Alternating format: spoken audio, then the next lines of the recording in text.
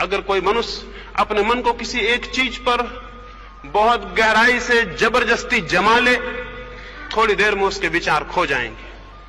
लेकिन विचार ही नहीं खोएंगे, थोड़ी देर में उसका होश भी खो जाएगा, वो मूर्छित हो जाएगा। जितने कंसंट्रेशन के प्रकार हैं, अगर एक आदमी सूरज की तरफ आंखें खोल के खड़ा हो जाए और सूर्य को देखता रहे, अपलक देखता रहे, टकटकी लगा के देखता रहे, थोड़ी देर में मूर्छित होकर गिर जाएगा।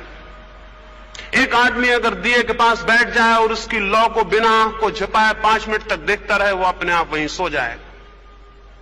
एक आदमी बैठा हुआ घंटे भर तक राम राम राम राम करता रहे, बिल्कुल दूसरे विचार को भीतर न घुसने दे, राम की ध्वनि को दोहराता रहे, जप करता रहे, जिसे जप कहते हैं, घंटे भर में मूर्छित हो जाएगा।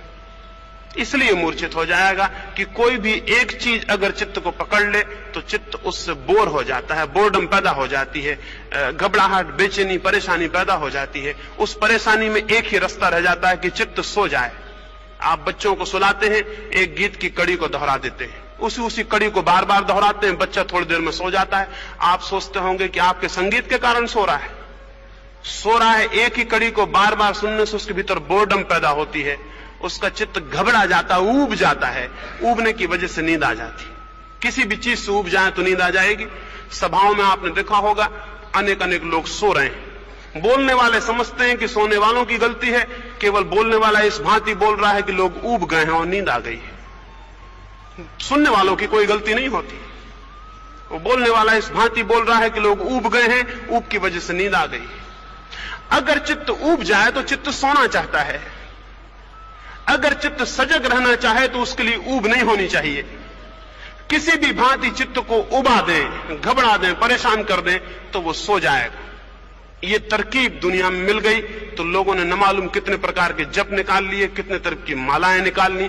अब एक ही माला की गुरियों को आप सरकाते रहे, वही गुरिया बार बार सरकेगा।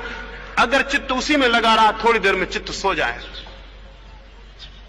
और चित्त को सुला देने से विचार तो बंद हो जाएंगे, लेकिन विवेक नहीं जागेगा।